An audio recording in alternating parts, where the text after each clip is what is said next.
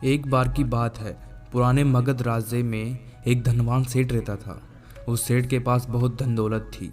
एक दिन उसने सारे धन दौलत का हिसाब लगाया और पाया कि ये धन दौलत तो मेरे लिए और मेरे बच्चे के लिए ही पर्याप्त है। वो सोच में पड़ गया कि मेरे बच्चों के बच्चे, उनके आने वाली पीढ़ी के बच्चों के लिए धन की व्यवस्था कैसे होगी, और धन के अभाव में तो उनका जीवन मुश्किल हो जाएगा। ये बात को सोचकर सेठ चिंतित रहने लगा। लेकिन उन्हीं दिनों गौतम बुद्ध मगध राज्य में आए हुए थे। तभी सेठ को किसी ने बताया कि तुम गौतम बुद्ध की शरण में जाओ, वो तुम्हारी चिंताओं का समाधान अवश्य करेंगे। वो सेठ गौतम बुद्ध के पास जाता है और कहता है कि महात्मा बुद्ध, मेरे पास इतना धन हो जाए कि मेरे बच्चे, उनके बाद उनके भी बच्चे और फिर उनके भी बच्चे, इसी तरह से अगली कई पीढ़ियां भी अगर मेरे धन का उपयोग करती रहे तब भी मेरा धन समाप्त ना हो। गौतम बुद्ध मुस्कुराए और बोले, बिल्कुल ऐसा ही होगा, लेकिन इससे पहले तुम इस नगर के बाहर झोपड़ी में रहने वाले परिवार को एक दिन के खाने की सामग्री देकर आओ। ये सुनकर सेठ बहुत खुश हो गया और तुरंत ही एक दिन की खाने की सामग्री से भरा थैला लेकर नगर के बाहर वाली कुटिया में पहुंच गया। और वो जैसे ही कुटिया के अंदर गया तो उसने देखा कि कुटिया के अंदर एक बूढ़ी सास और उसकी एक जवान बहू थी। बूढ़ी औरत बैठकर ध्यान कर रही थी और उसकी बहू रसोई में खाना बना रही थी। सेठ ने बहू की तरफ देखा और खाने की सामग्री का थैला देते हुए कहा, मैं इस नगर का एक अमीर सेठ हूँ और तुम्हारे परिवार के लिए एक दिन का खाने का राशन लेकर आया हूँ, इसे रख लो। ये सुनकर बहू ने मना कर दिया और कहा कि हमारे पास आज के खाने की व्यवस्था है। तब सेठ ने कहा, तो इससे कल की व्यवस्था हो जाएगी। उस औरत ने कहा कि माफ़ करें, हम अगले दिन के लिए भोजन इकट्ठा नहीं रखते, हम रोज के खाने की व्यवस्था रोज ही करते हैं। ये सुनकर सेठ ने सोचा, एक ये लोग हैं जो अपने कल के लिए भी भोजन इकट्ठा नहीं करते, और एक मैं हूँ जो अपने आने वाली कई पीढ़ियों के लिए धन इकट्ठा करने की चिंता में मारा जा रहा हूँ। अब उस सेठ को समझ आ चुका था कि आखिर गौतम बुद्ध ने उसे नगर की कुटिया में क्यों भेजा था। अगले दिन सुबह होते ही वो सेठ गौतम बुद्ध के पास पहुंच गया और बोला कि हे गौतम बुद्ध, आप जो मुझे समझाना चाह रहे थे वो मैं समझ गया हूँ, लेकिन क्या आप मुझे थोड़ा विस्तार से बताएंगे कि ये चिंता क्या होती है, ये कैसे पैदा होती है और इसका निवारण क्या है। गौतम बुद्ध ने कहा कि कल के लिए की जाने वाली चिंता हमारे कल को बदले या ना बदले, वो हमारे आज की खुशियाँ जरूर छीन लेती है। चिंता एक ऐसी मानसिक बीमारी है जो हमारे जीवन की हर तरह की खुशियाँ छीन लेती है और जीवन को नीरस बना देती है। असल में चिंता का वास्तविक अस्तित्व नहीं होता है। चिंता एक ऐसा भाव है, ऐसा विचार है जो आने वाले भविष्य के लिए डर पैदा करती है। जिन चीज़ों के ऊपर हमारा कोई नियंत्रण नहीं होता, जिनके लिए हम कुछ भी नहीं कर सकते, उन चीज़ों के बारे में बार बार सोचना ही तो चिंता है। गौतम बुद्ध ने आगे कहा, जरा एक बात को गहराई से सोचकर देखो कि जिन चीज़ों में तुम्हारा बिल्कुल भी नियंत्रण ना हो, जिन्हें तुम चाहकर भी नहीं बदल सकते, अगर उन चीज़ों के बारे में तुम पूरा दिन ना भी सोचो तो क्या बिगड़ जाएगा।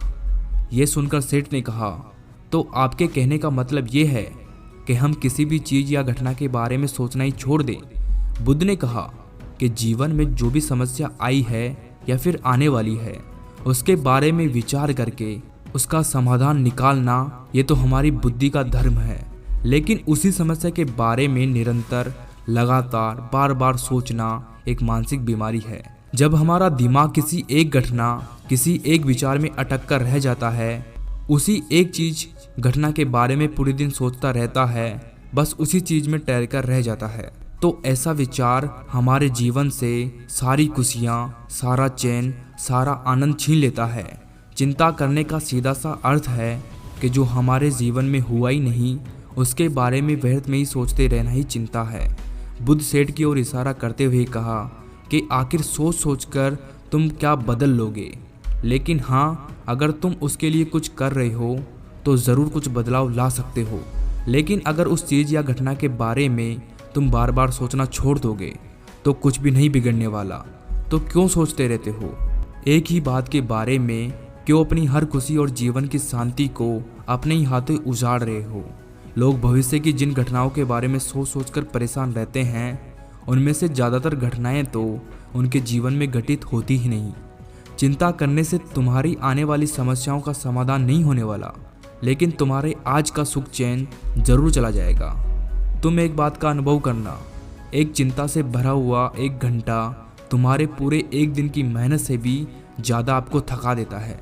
असल में जब कोई अपनी घटना वास्तविक जीवन में घट भी जाती है तो वो हमें इतना दुख नहीं देती जितना हम उनके बारे में सोच सोचकर मन में खुद को दुखी कर लेते हैं। सेठ ने गौतम बुद्ध से पूछा, तो बताइए आपके अनुसार जीवन जीने का सही तरीका क्या है?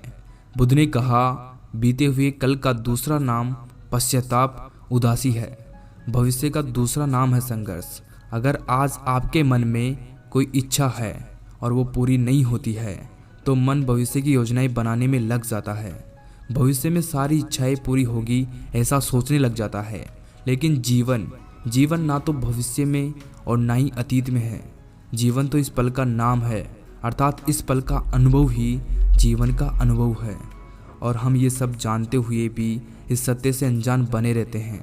या तो हम बीते हुए समय की यादों में खोए रहते हैं या फिर आने वाले समय की योजनाएं बनाते रहते हैं और हमारा जीवन बीतता जाता है। सिर्फ एक सत्य अगर हम अपने अंदर उतार ले कि ना तो हम बीते हुए कल को बदल सकते हैं और ना ही आने वाले भविष्य को देख सकते हैं, हम तो केवल पूरे धैर्य और साहस के साथ भविष्य का स्वागत कर सकते हैं, उसे स्वीकार कर सकते हैं। तो क्या ऐसा करने से हमारे जीवन का हर क्षण जीवन से नहीं भर जाएगा? सेठ ने कहा कि बुद्ध, बात तो आप सही कह रहे हो, लेकिन कितनी भी कोशिश कर लो चिंता तो होती है, ज़्यादा नहीं तो घर परिवार की चिंता तो रहती है। बुद्ध ने कहा, चिंता होना स्वाभाविक है, लेकिन उस चिंता को चिंतन में बदल देना हमारा काम है। चलो तुम्हें एक बात याद कराता हूँ जो तुम पहले से जानते हो। आने से पूर्व और जाने के बाद समय तुम्हारे हाथ में है ही नहीं। तुम्हारे हाथ में केवल और केवल वो समय जिसे तुम अभी जी रहे हो, वो समय जिसमें तुम अभी मुझसे बात कर रहे हो, तुम मुझे सुन रहे हो, बस यही तुम्हारे हाथ में है। और हर बार तुम्हारे हाथ में बस इतना छोटा सा ही एक पल आता है और वो फिर हमेशा के लिए गायब हो जाता है। तो तुम इस पल का क्या करोगे? चिंता करके बर्बाद करोगे? मैं तो ये नहीं कहूँगा कि हर इंसान को चिंतन करना चाहिए। चिंतन करना चाहिए इस बात का कि कैसे इस समय का अधिक से अधिक उपयोग किया जा सके, अधिक से अधिक भारी काम करके हम कैसे आनंद को बढ़ा सकते हैं। चिंता इंसान को उसकी चिता तक ले जाती है और चिंतन उसके मन को कुंदन बना देता है। सेठ ने बुद्ध से कहा कि मैं आपकी बात को समझ गया। हमें जीवन को ज़्यादा गंभीरता से ना लेकर इसे पूरी ऊर्जा और आनंद के साथ वर्तमान में जीने की कोशिश करनी चाहिए। सेठ ने आगे प्रश्न किया, लेकिन बुद्ध, अगर कोई इंसान चिंता में गिर चुका है तो वो कैसे बाहर आएगा? गौतम बुद्ध ने कहा कि क्या तुम कभी बड़ी सुरंग से बाहर निकले हो? कितना भयंकर अंधकार होता है सुरंग में। हमेशा यह डर लगा रहता है कि अगर हम इसके अंदर फंस गए तो क्या होगा, कैसे निकलेंगे इस सुरंग से। लेकिन अगर ध्यान से देखें तो सुरंग चाहे कितनी भी बड़ी क्यों ना हो, सुरंग के दूसरे किनारे पर हमेशा प्रकाश होता ही है और उस प्रकाश तक वही पहुंचता है जो उस सुरंग को पार करके सुरंग के दूसरे छोर पर पहुंच जाता है।